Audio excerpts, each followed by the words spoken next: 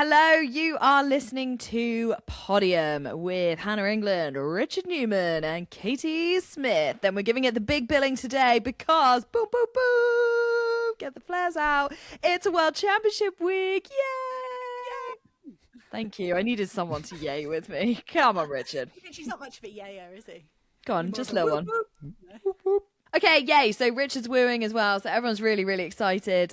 World Indoor Champs coming up this weekend. So this episode is going to be all a big preview of that. We just wanted to say, as ever, a major thanks and, honoured to be in association with and sponsored by Morton. Just a reminder, if you're doing a marathon training, even though we're talking about track and field right now, we see you road runners. Take those gels, practice using those gels, because if you don't, it will come back to bite you. Richard still hasn't given me mine, but when they arrive, very excited. Anyway, we are going to talk about Poland, Torun, for this episode. We have just recorded one about everything that's gone on this weekend, road running, looking at New York half and looking at the Barcelona marathon. Loads of news coming out of that, Bath half as well this weekend. So if you want that sort of exclusive content as opposed to this preview, look ahead, head back, listen to that, then listen to this. Don't miss either, because they're just really, it's great content. It's just, good chat, she says herself.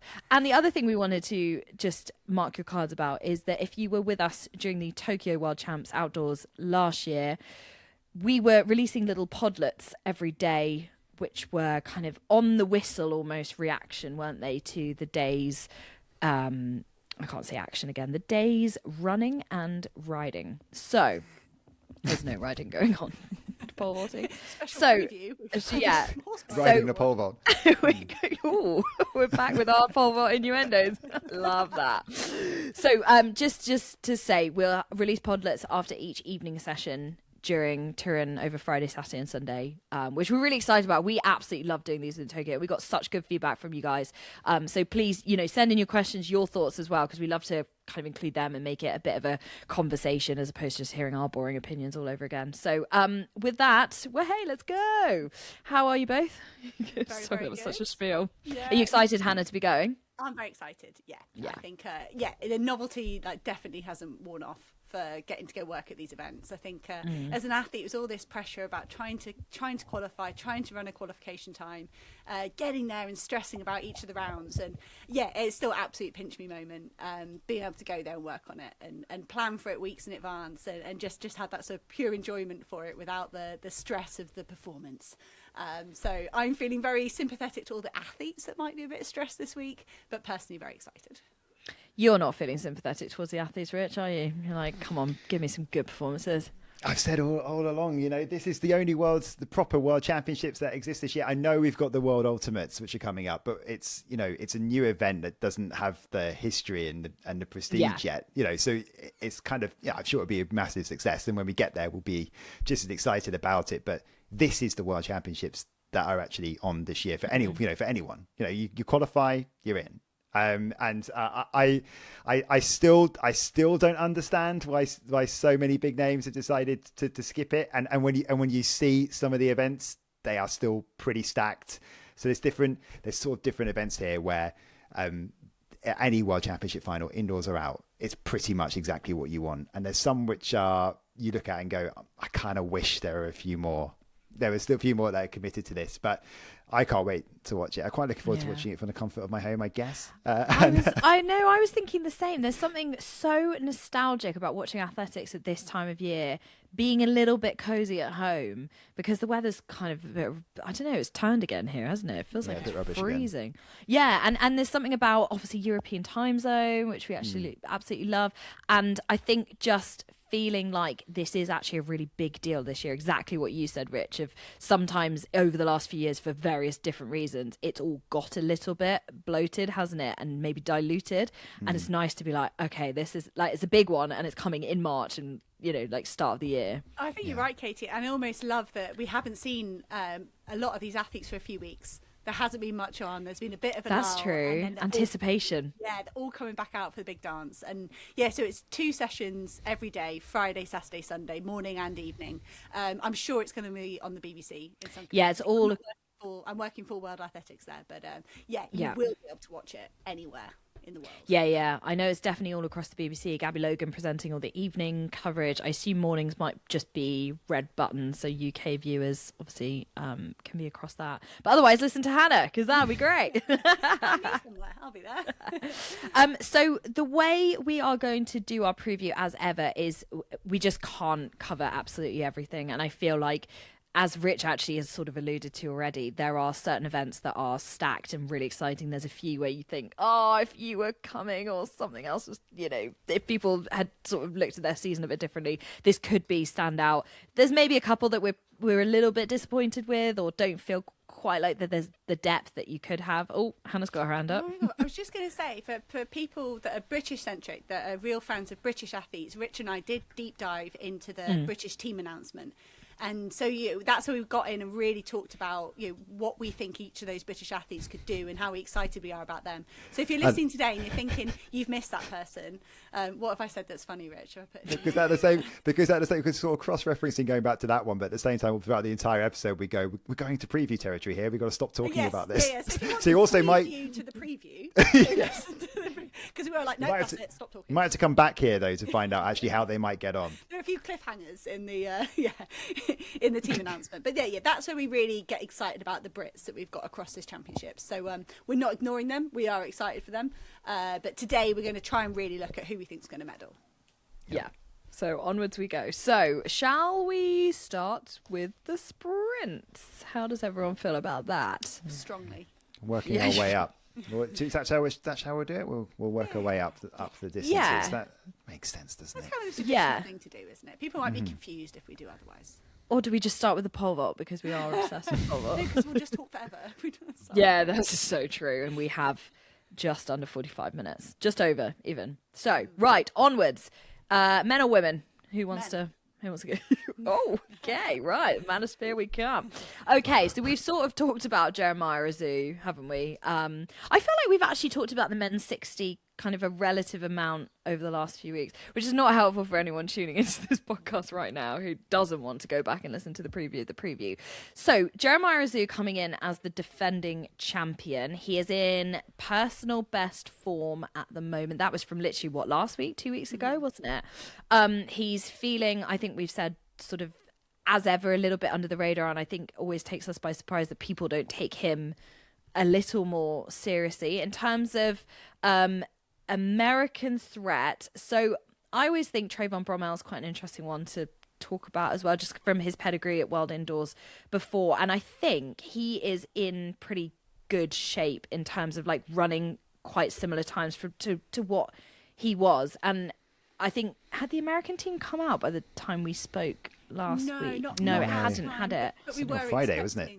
Yeah, was it? Yeah, it was late, wasn't it? Yeah, those first two across the line, Jordan Anthony and Trayvon Bromell. And I think you're right, Katie. Like, for me, maybe I'm being biased, and I can be biased before I go and work at the weekend.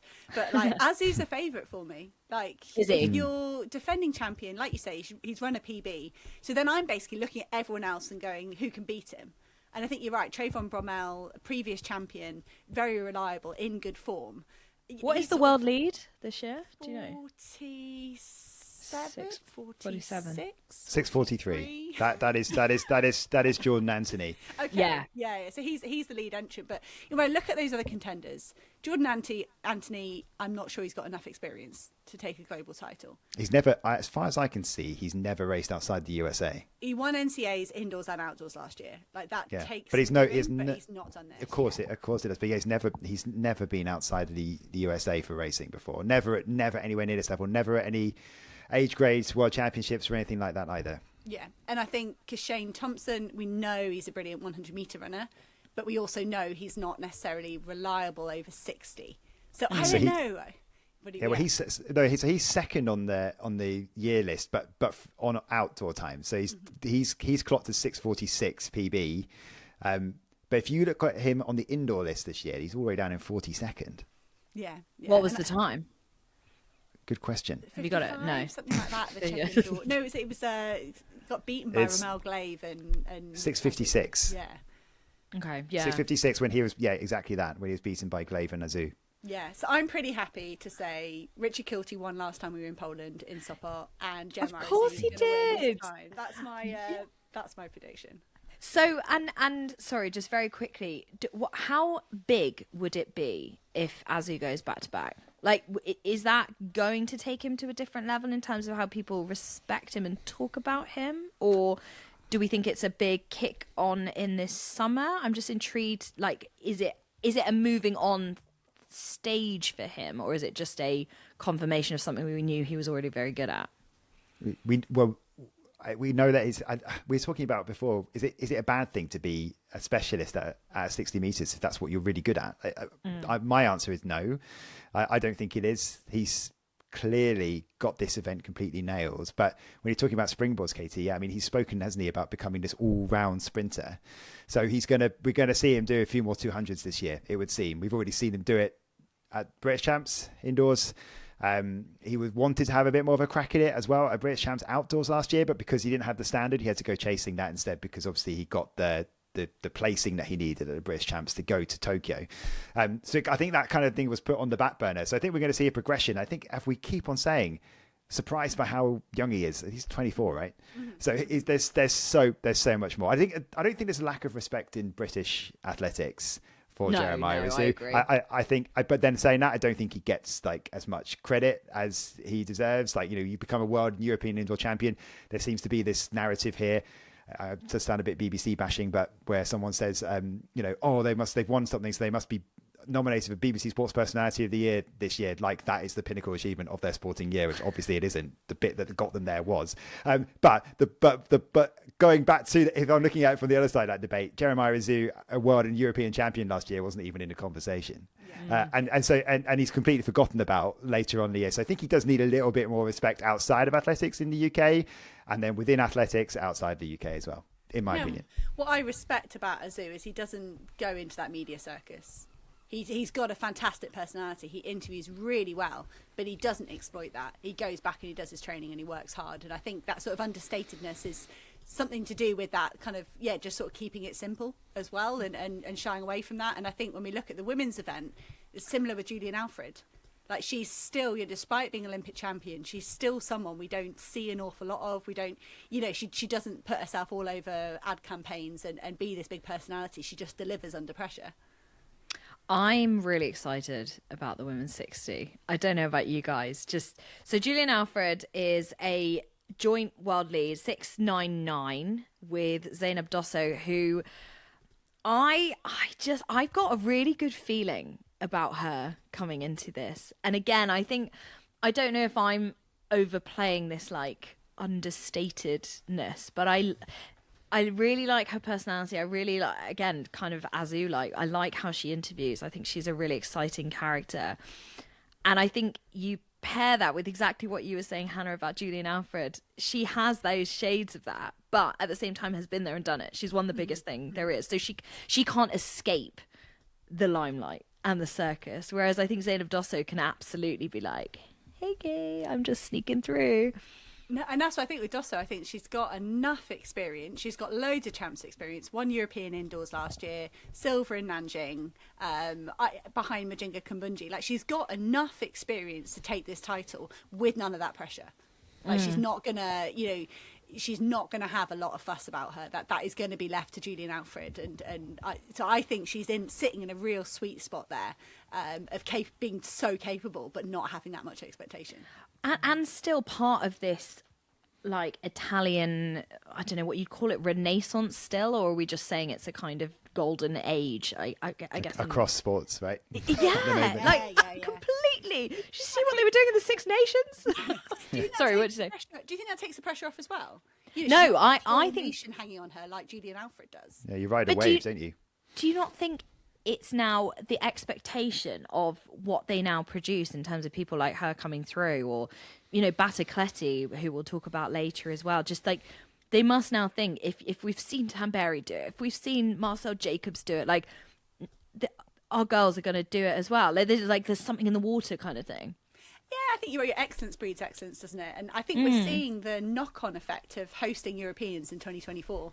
Because I think there are a lot of athletes that have probably accelerated in experience and sort of commitment. You kind of go that little bit of the extra mile when you're hosting a champs to try and do as best as you can in front of a home crowd. And that I think it almost bumps your career on a little bit more, maybe by a year or two from where it would be otherwise. And I think that's what you're seeing from Dosso and from Batacletti and some of the other athletes that were competing as well. I think, I think we're in that nice patch after hosting that championships. I think we need to make sure we're going through this with some predictions as well, so that we can have some bold takes. But I mean, this is not one where I have a bold take. To be honest, I can't see anyone beating Julian Alfred. Okay. I really take everything you're saying about Dosso, but I just think Alfred is too good. I do think there's a genuine possibility there could be two Brits on the podium.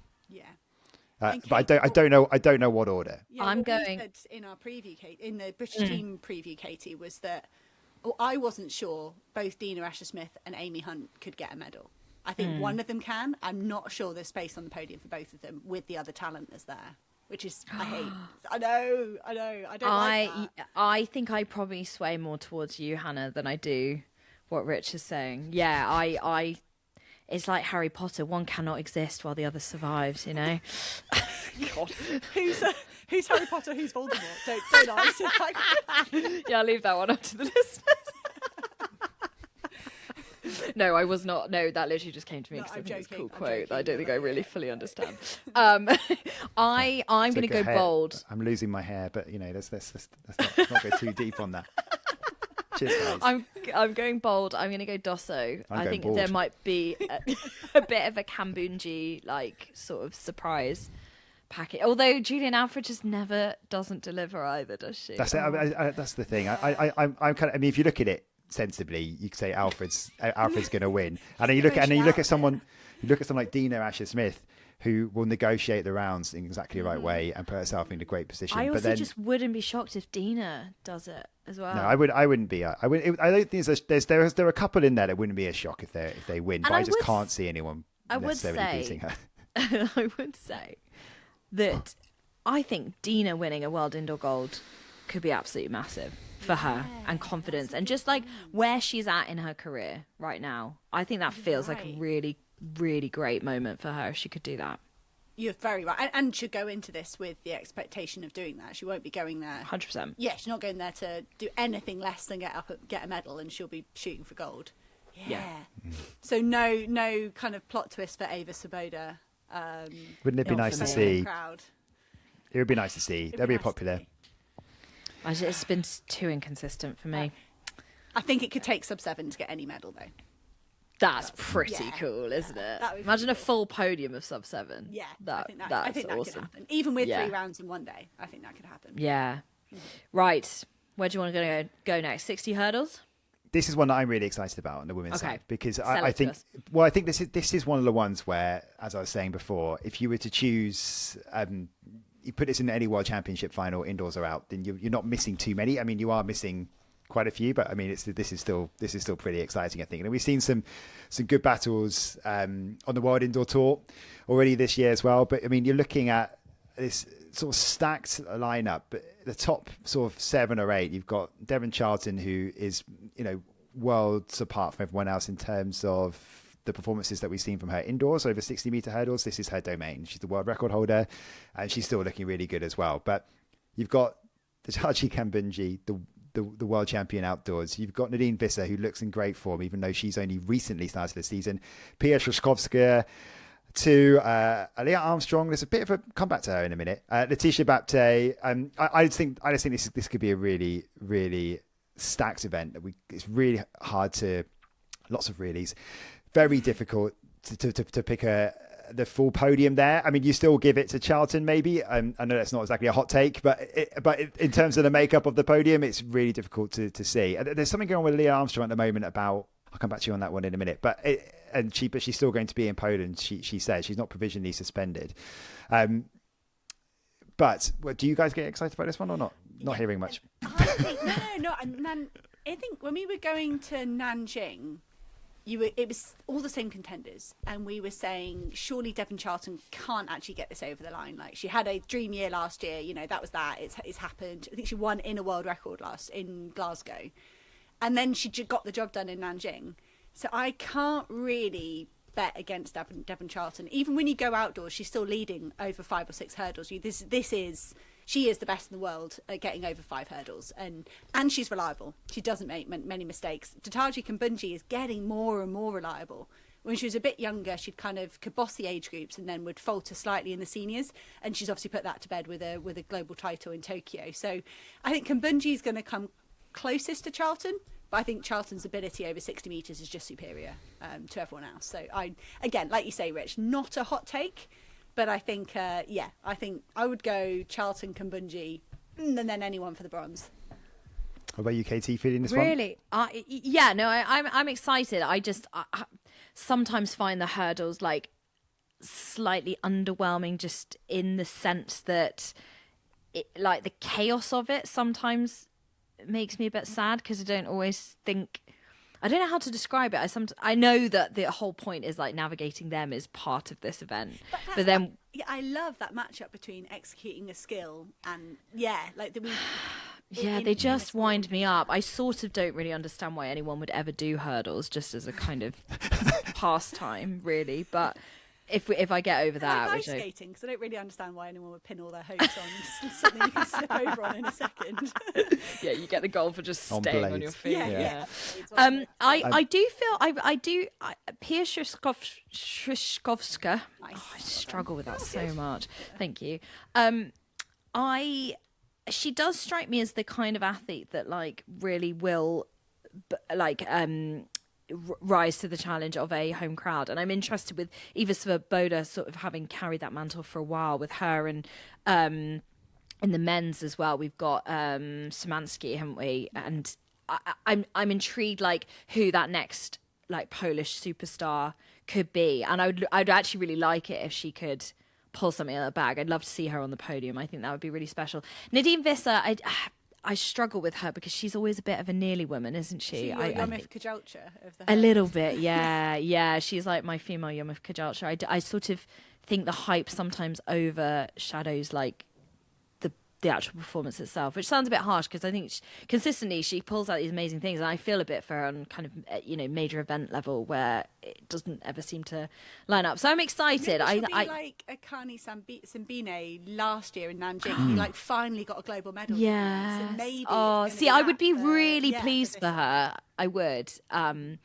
But she doesn't like fill me with confidence. But then I hear you with Szyszkowska, but I'm not sure she's as reliable under pressure, and if there's loads of pressure in a home crowd. Do you wonder? Yeah. But do you think that would have been worse though? If like she basically started the season really well, maybe peaked at the start of that, and then she's dropped off a little bit. So the expectation, I know she's one of the home favourites, that there will be some level of home pressure on her, but she's not coming into this having like been unbeaten for a while like she had been at the start of the season. So I guess in some ways she's still a bit of a dark horse to win this. From an external point of view, the external pressure isn't, she's not coming into this as the favourite or as the woman in form anymore. And that home attention, that's not going to change whether you're a finalist or a medalist. How excited the crowd's going to get. All of that is quite level, isn't it? You're right. So she hasn't got that external hype.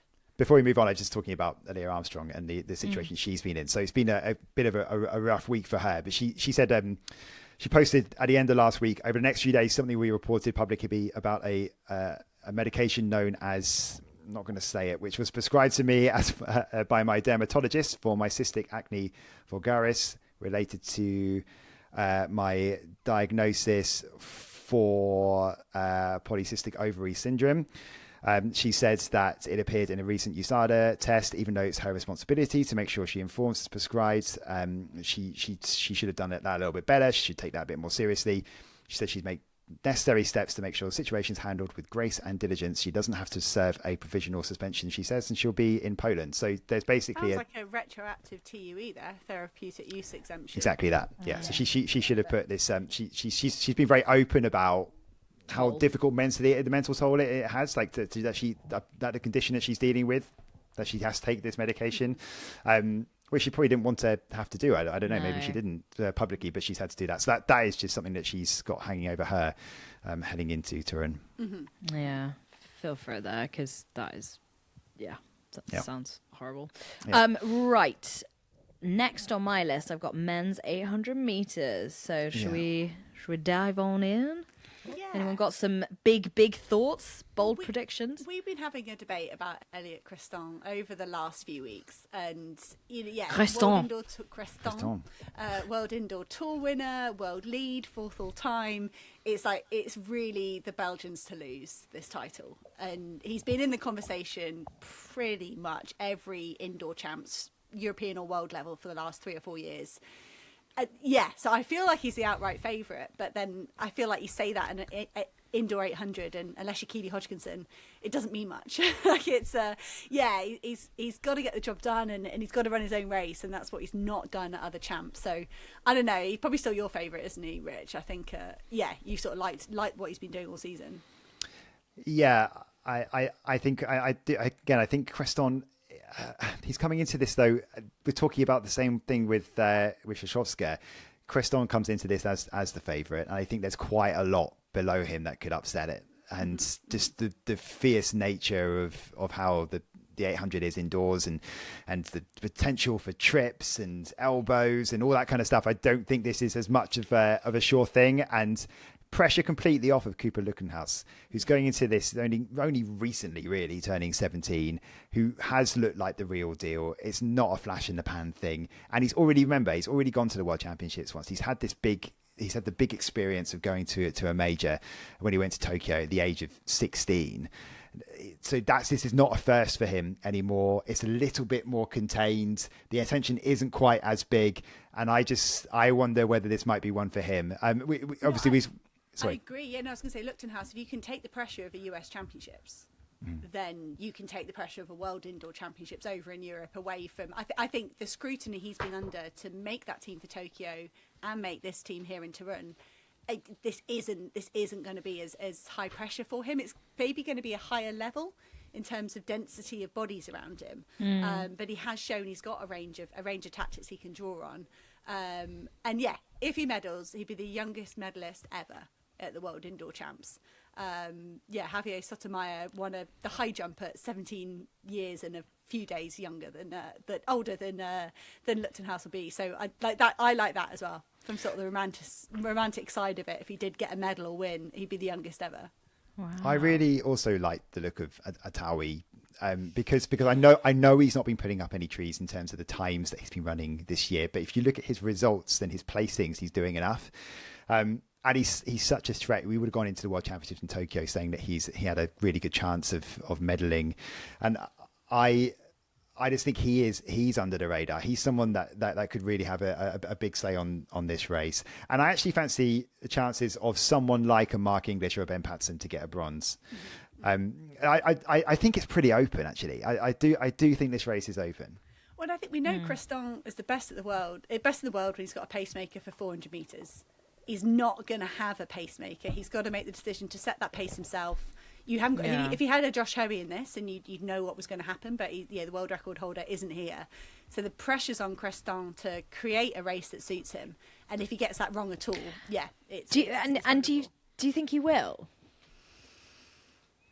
Because that is the big question mark, isn't it? And it's you've got people like Navaski Anderson, Jamaican. He can start super fast. I just think it's Creston is faster than everyone else, but not outdoors, not a sort of career best. I don't think he's good enough, like Keely, to kind of just control the race. I think he's got to measure his effort perfectly, else he's going to come unstuck in the last 50. And just a word on Ben Patterson, and if you haven't, you can go back and listen to our episode that we released with him last week. You two had a conversation with him. It's, I think, really interesting, and you get the sense that he really wants to be telling his story and putting himself out there a bit more, and opening up and being honest about this. And we know indoors is kind of a bit of a newer thing for him. So are you both feeling optimistic about what he could produce and where he's at right now? I'm not. Do you think he is?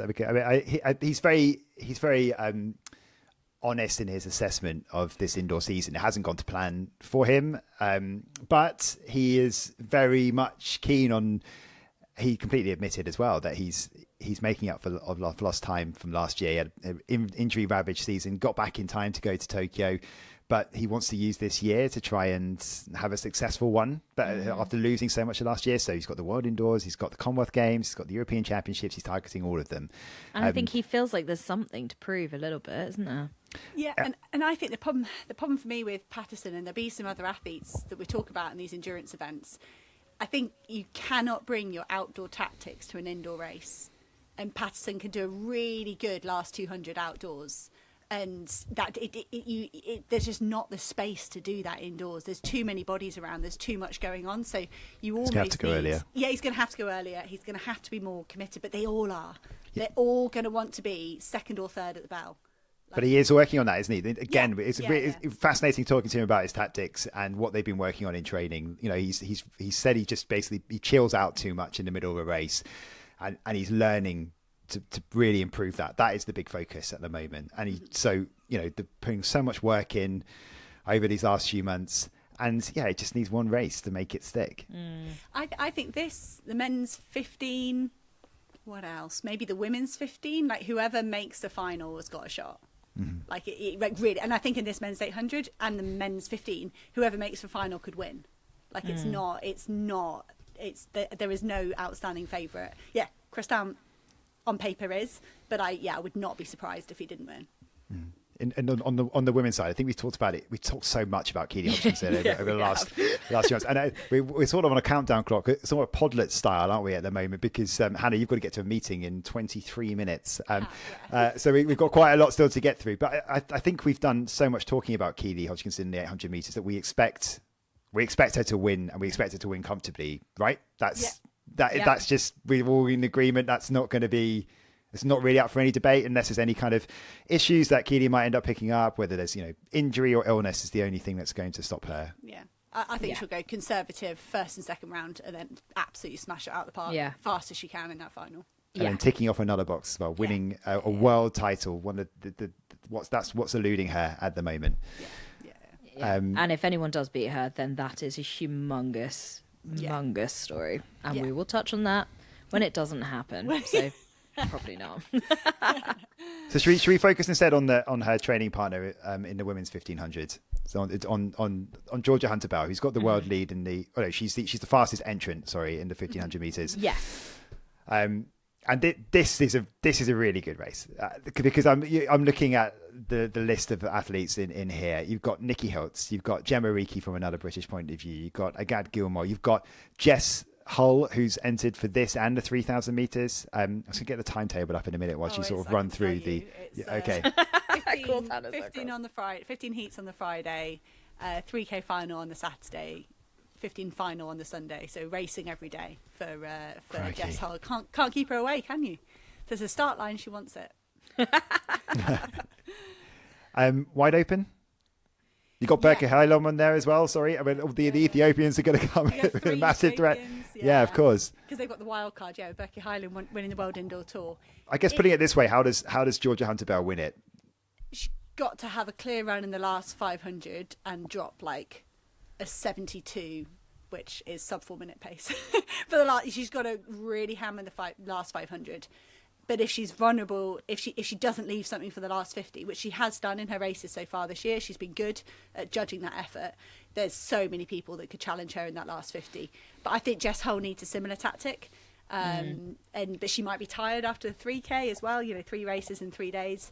But I just think, I think there could be some big shocks in the last 50. We know Hiltz can kick so well. Yeah. Guimo can as well. Reekie, we know the 800 metre strength.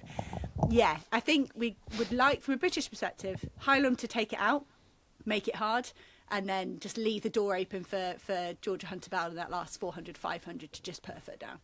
There's also a question of how much she's learnt from indoors last year in terms of not quite getting it right and feeling like there was expectation.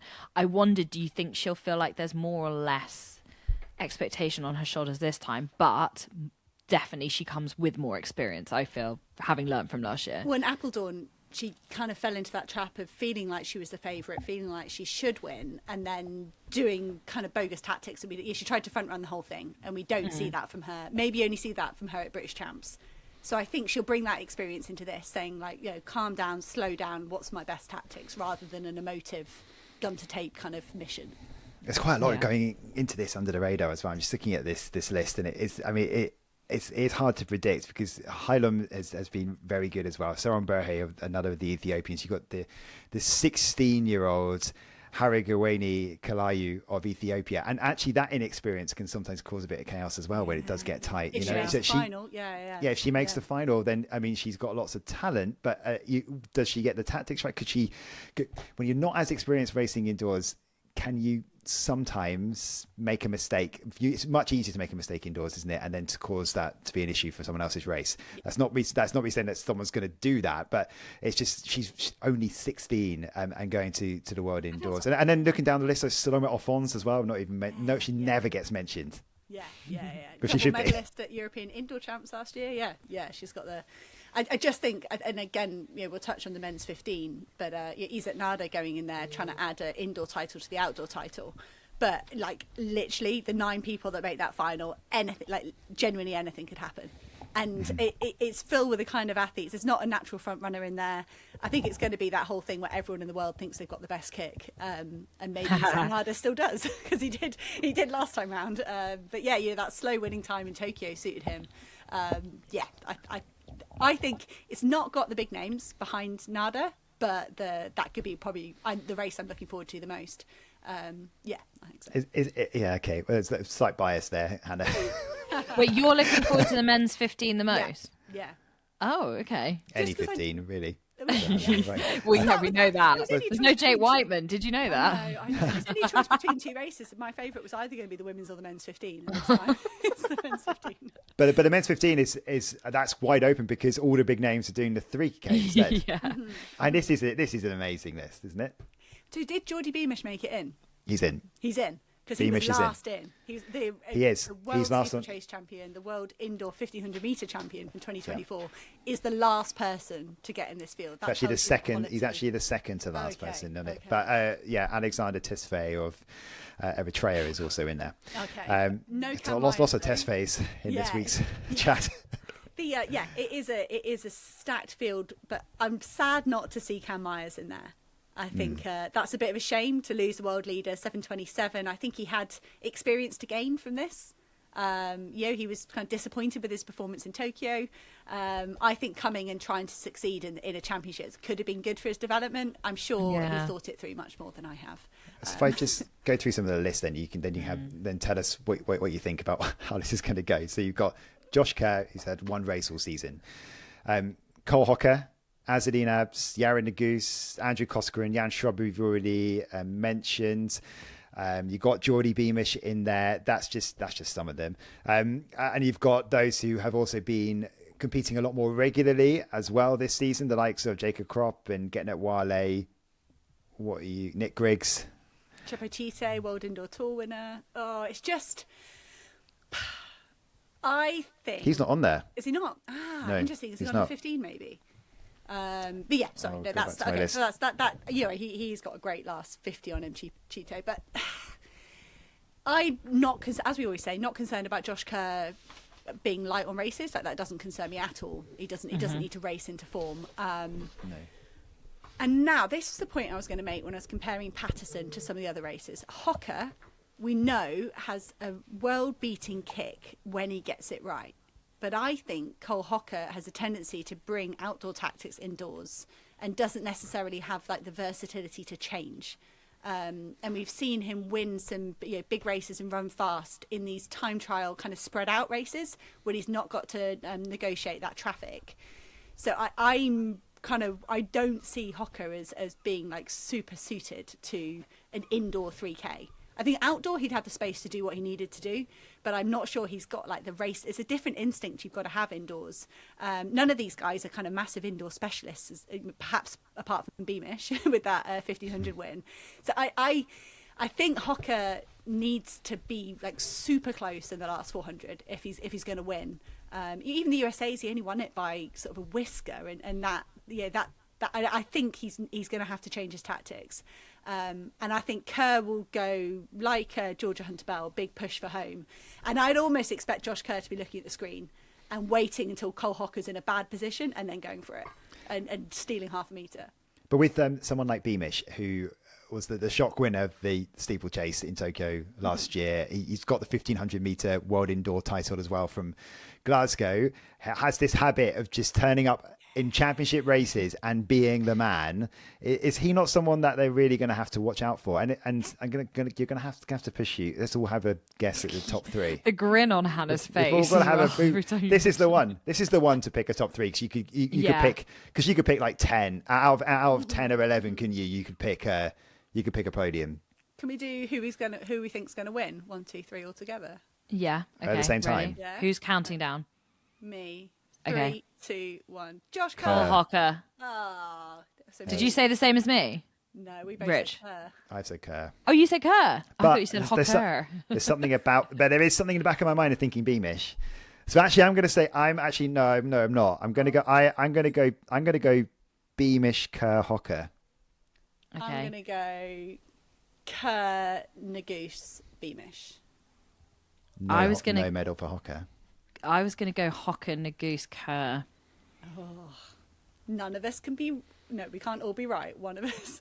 What's that? Yeah, no, this is the best. Yeah, Yeah, what was yeah. my quote? Yeah. Neither can exist while the other survives. Okay, I don't alright. even think that's the quote. No, and I think the fact that we've all come up with something different, and I think Jan Schrub is the only person that would take it on. Yeah, he's 7:29. He's fast. He's strong. I think the Frenchman will take. Oh, we haven't even talked about Azzolina Abs. No, It's I've not just long in there enough. yet. There is not long enough to unpick that. I haven't seen enough from him. I don't think, You're right. like I agree. in form wise, to think that he's. I mean, it could all come together for him on the day, but just on. I was going to say on form, but everyone knows seen Josh Kerr once. But and here we are. We've seen a lot of Abs, and it's not. Yeah. I almost think he's building his momentum differently this season. He was probably too sharp indoors last year and early outdoors. I've seen sort of like maybe a different approach from Abs sort of for 2026. Okay. Wrong. Okay. You actually don't know. So you've got 10 minutes left. Women's 3K. Nadia Bartocletti has continuous to always look good. She dips in and out of cross country and some road races too. The list is led by Hailu, right? I think she's the world lead. Yeah. Or fastest entrant at least, and then we just don't know what sort of, like, you know, Jess Hull is going to try and having to negotiate two different events. So, does she have to? Do you think she has to prioritize one in the end? I honestly think she's going to be on the start line for both? Yeah, I think she'll be on the start line for both. I think Jess Hull will be ready for a fast race, because I think Hailu won't let it dawdle, and Hull will be hoping that the 15 ends up a bit more tactical the next day. God, they're back to back, these races. I didn't realise that. Yeah. I think, Hailu's just got a ceiling ahead of everyone else. She's going for a hat-trick of world indoor titles. She's won 15 3K, and now she's trying to repeat that 3K. I think she's the favourite. I think Bartocletti will push her all the way.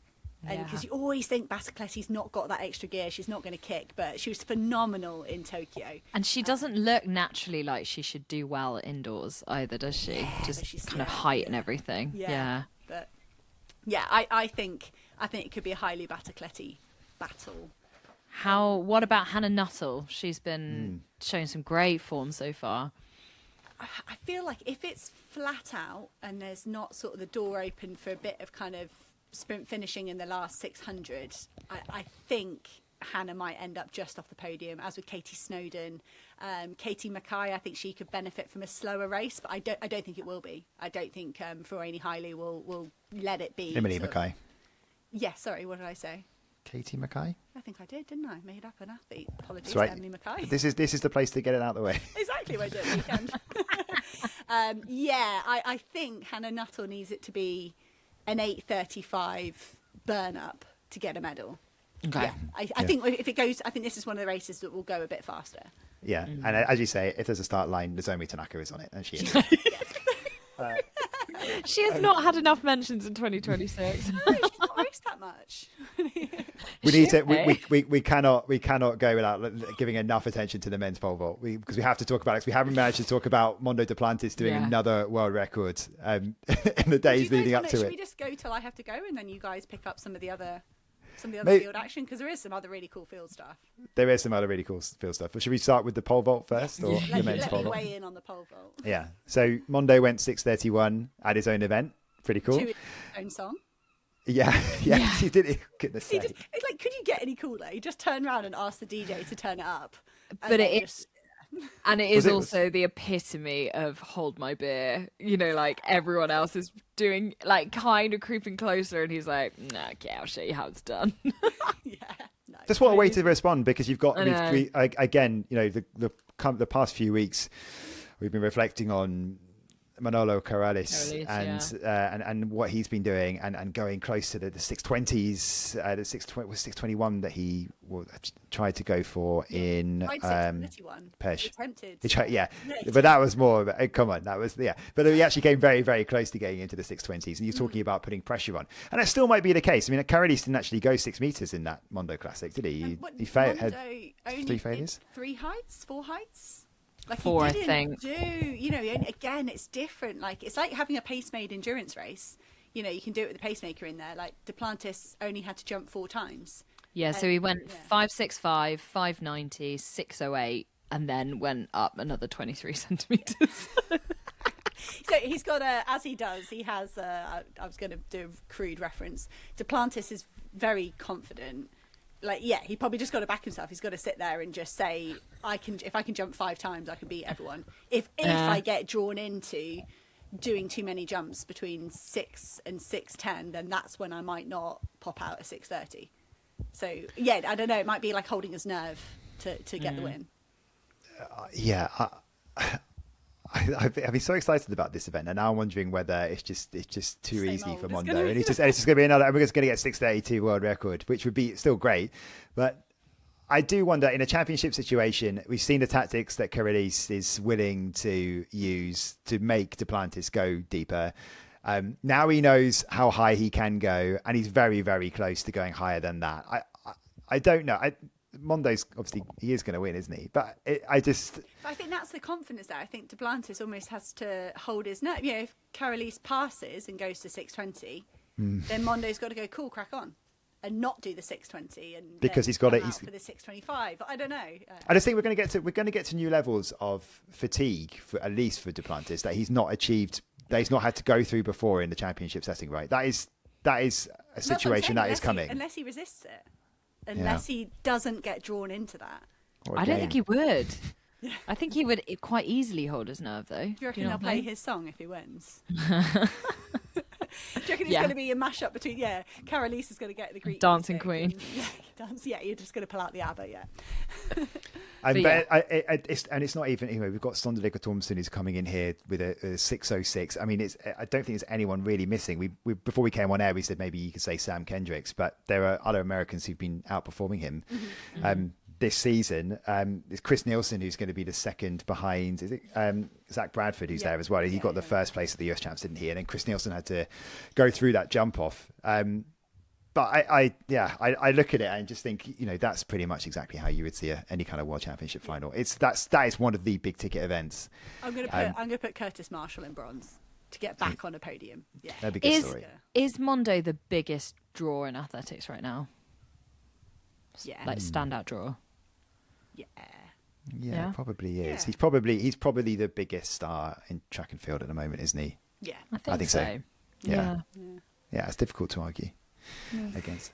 And in the women's pole vault, Molly Cordery in a trying to regain her world title that she won in Glasgow. She didn't have you commentated on this in Nanjing. She had a frustrating competition because there was so many issues with the bar, and she was the one who was caught up in it the most, wasn't she? In the delays, and it was about an hour delay, I think, in the end. And then I think she cleared one height after that out of pure frustration, and then it just kind of crumbled away, I think, from memory. And it was Bonin who won the title in Nanjing, and I think there was so much chat about the moles coming into that, and the American challenge. And again, it was very much an under the radar, dealt with the situation well. I think was quite new to the stage, and she struggled a bit in Tokyo, didn't she, Bonin? I can't remember where she finished, but she was disappointed, wasn't she? She didn't have a good. She didn't have a good champs. She didn't have a good competition recently in Rouen either. But then coming into Nanjing, Bonan didn't have a good showing at the European indoors. Like she's sort of trying to her high end is very, very high, but she's not quite punched through to that consistency yet. But it's a bit like a bit like the men's 15 sort of as you go through all the different seasons. Like there's not really a standout favourite in this event, certainly in Torun, and it's Katie Moon just gets it done, doesn't she? She never goes into any championship as just sort of nailed on favourite. She does deliver under pressure, but I think there's a number of people here that will be thinking they can get a global title. And I think a very popular one would be Tina Schutte getting a first world gold medal after all those silvers and bronze that she has at senior competition level at the Europeans and the Worlds. I think this could be one. She's the most consistent probably out of all of them this season. You look at Eliza McCartney, who leads the entries, but that was achieved one competition outdoors. She's come over from New Zealand, not competed indoors yet, so in good form, but not like consistently, and not done anything indoors this season. I'm going Schutte. I think I don't want to be wrong. I don't want to be right on this point, but I do wonder whether it's a little bit too soon for Molly Caudry on the comeback from injury. It's only her third competition back. She cleared 470. We know she's capable of it, but obviously she's still building her way back. I don't know how she would see it, but I think the target this year would be the summer, and I think she surely, if a medal of any colour would be a really job well done. Yeah, for I her. agree. A medal would be big. Yeah, no, it would almost put her career sort of not back on track, not like it's been off track, but kind of Gives you a boost, getting another medal. I'm worried about Schutte. I feel like in a championship she comes in so early, she jumps every height, and I just want some of the confidence from Duplantis to go over to Schutte and her just skip a few heights, because I think we get up to the 480s in the champs, and she's done the most jumps out of everyone to get there. And sometimes that's failures, and that's fine, you can't avoid that, but sometimes I feel like she's just jumped every height, and so I'd like Schutte, if she's listening, to come in at 460. Pretty please. Talking about holding nerves. Yeah, I just think go. Since we're about to lose you. Yeah. Are you leaving? Is there one field event you want to mention before you go? Is there one that you're like, I need my opinion on this? Oh, the very What's Hannah's hot take? Hannah's hot take. It's not a hot take. It's just Yulimar Rojas doing a world record in Belgrade. That was one of the first things I ever really worked on in 2022. Yeah, so I just heard back jumping. She's jumped the furthest she's jumped since that jump in Belgrade with the world lead, 1495. So I hope, the only person that will get more excited about Rojas is Rob Walker, who I'll be sitting next to, so I won't be able to match. He's a big Rojas fan, so we will be going big on the triple jump. I'm excited for her.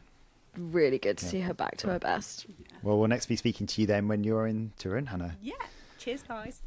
Bon voyage, whatever that is in Polish. I'll work on that. There's a couple more I think we just need to mention, isn't there, Katie? I think it's one that Hannah was getting excited about in the Any Other Business, which is I fully thought that's where she was going to go next. Yeah, I thought that too, where she completely misinterpreted what the Any Other Business, the point of that was. Just carried on with more athletic stuff. And really excited. We were like, no, get angry. Come on. Yeah. But we're anticipating a big fight between, not literally a fight, but that would be entertaining too. That would also be great. One of those things you don't like to see, but actually love to see. It's reminding me of the Pedro Pachado. What was it? Who's the daddy? Yeah. Sorry, you carry on. No, but it's so Bozidar Staloboyakov has got he's better in better form, 8:45 lifetime best form against Mattia Folani, who he's been going up against for years on the age grade circuit as well. And I feel like that didn't get its time last year, did it? Because didn't he have to pull out? Was he injured? Wasn't at the World Indoors, and he wasn't at the. Was it illness and then injury? Illness, something like that, wasn't it? Yeah.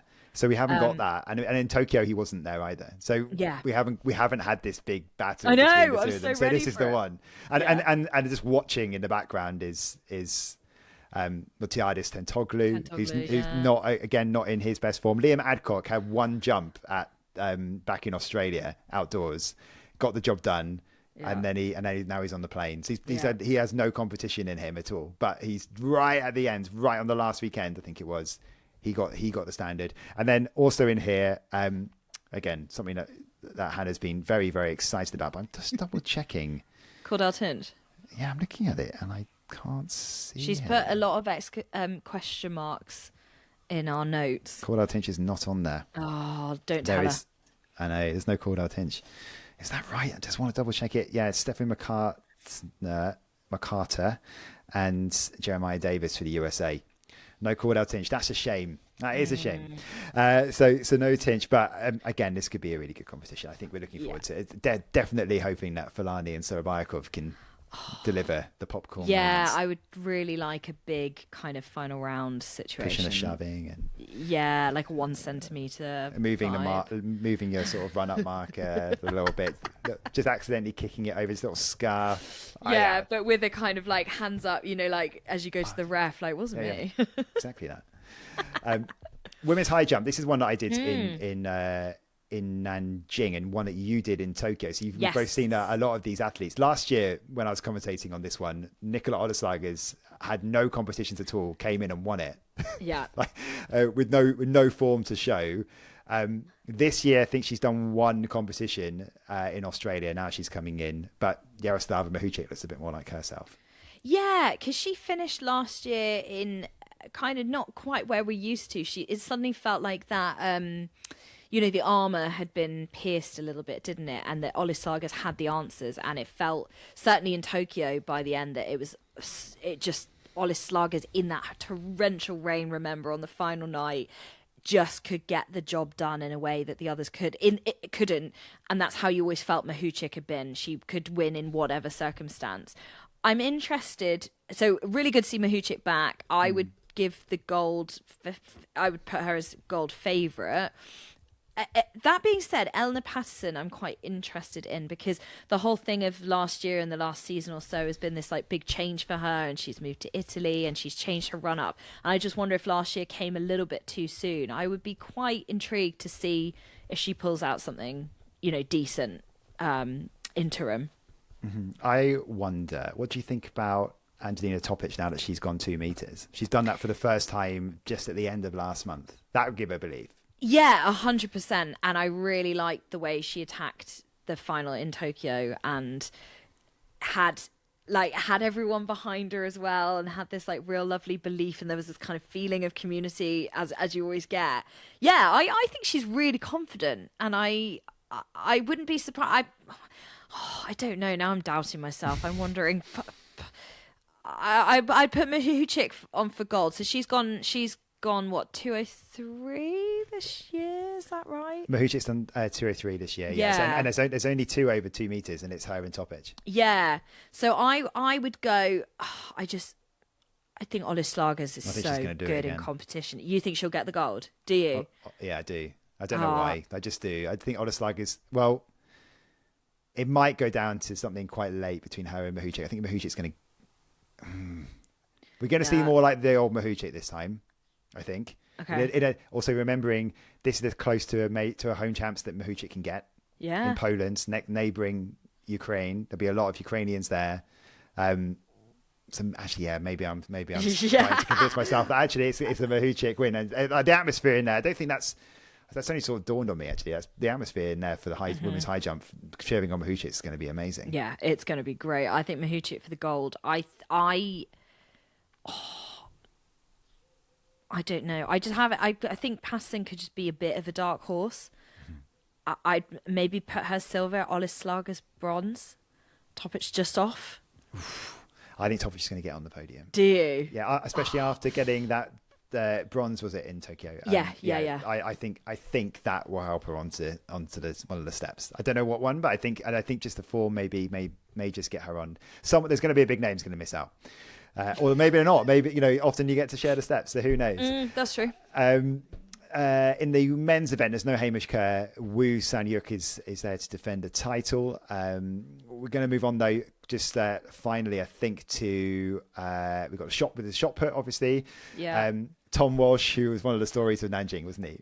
That was incredible. He came through with no form at all and won the title. And there's something about Leonardo Fabri, when it comes to one of the big occasions, he struggles a little bit. And yeah, that's got to stop at some point, you would think. Yeah, and then in terms of Tokyo, that was a weird competition because the whole story was around Ryan Krauser having done literally nothing all year because of injury, and then comes in and beats them all. And it was almost like a little bit underwhelming, wasn't it? Because you felt like, come on, guys, you've had this like huge head start. And then there was the whole Tom Walsh situation with that, wasn't there? Where he, well, it was it fourth again? And it was just missed out, and it was like by a centimetre or something again. Or I'm like you. Leonardo Fabri doesn't fill me with confidence. It's probably on going the to be major stage. Yeah, and he's the world leader, isn't he? So it's like this Fabri kind is, of ability to have this consistency in between, but something about the main stage that doesn't quite work for him. What's the latest with Ryan Krauser? Is he's not going to be there? We still see him doing. No, he's not going to be there. No. So they've got 3 because they've got the World Indoor Tour winner. The Americans. They got Jordan Geist. So I mean, we could have a 1, 2, 3 again. Yeah, it could be. They're just so strong. The depth is amazing. And on the women's side, you've got Chase Jackson going for the title as well. But Jessica Schilder is the world lead in that one. So 2069, she's in lifetime best form too. Yeah. But Jackson just has a habit of being. Ogden Lay is there. Sarah Mitten again. Those competitions, those women in the shot put, they always deliver. Yeah. A really entertaining competition like that. I would say that's pretty difficult. We haven't seen them really go up against each other recently as much. So. They sort of bring the best out of each other when they're in these situations. Before we go, I think we need to just very quickly talk about the multi-events. So, because I think there's anticipation that Anna Hall could break the world record. Yes. Have you got it in front of you? Yeah, I have. Oh, yes. you have? Okay. So her PB is 5,004 points. That's 51 points behind the world record, which just makes me think it's a done deal. Yeah. Again, barring so that's NAFI's, isn't it? Yes, NAFI TM. So barring injury or illness, again, as we were saying with Keeley, I think the world record's going here. I think there's a very good chance Anna Hall breaks the world record indoors and out this year. Yeah. Oh, what I like. If God made the perfect athlete, it sort of physiologically would be Anna Hall, right? She does talk about God quite a lot, so she's that's her faith. But she's as an athlete, you're absolutely right. You put together all those composite points, and it's also her, because it's also her mindset, right? It's also being able to stay calm under pressure and she deliver. Just has pure belief in herself now. I think that was I remember when she kind of was on the scene in Eugene, what year was that now, 2022, and it was like it was almost like she was still a bit starry-eyed looking up to everyone else, and now I feel like she has that belief in herself that was, just comes with being a little bit older and having a few of these competitions under her belt, and she will be chasing those world records. Like, she knows that's the possibility, and that has to be the aim this year, surely. Yeah, she probably got that. I think Abby Paulett has a good chance of getting on the podium. Ellen Barber is also there for GB, and Kate O'Connor for Ireland. After her performances last year, she's likely to be right in the mix. Yeah. And on the men's side, Simon Ahammer is leading the way. No Sander Scottheim this year. So I think he's had some injuries, hasn't he? So he's not going to be there. So I do think that's probably, again, if all things go to plan, probably going to be Ahammer's. There's a lot to look forward to. Oh, I cannot wait. You know what? Getting these previews, I know we take the mick out of Hannah because she absolutely loves a preview more than I think she even likes the events themselves. But I like it. This has got me really buzzing for it. I feel ready for another major champs now. Yeah. So it starts on Friday. The morning session, if you're listening in the UK, as many of you are, it starts just after 9 o'clock, the AM session, and the first evening session at 5:10. So they're an hour ahead, CET, in Poland. And as Katie was saying, it'll be all across iPlayer for sure, and on some of the old, normal channels. The old terrestrial. I don't know why I did that voice. And we'll be doing podlets every day. So like in Tokyo, it dropped around lunchtime, afternoon time, I think, UK time, due to the time difference. But this should be good for you to pick up on your morning run or your morning commute or something like that. And then we'll round it all up properly once Hannah is back in the UK. Right. We'll see you after that.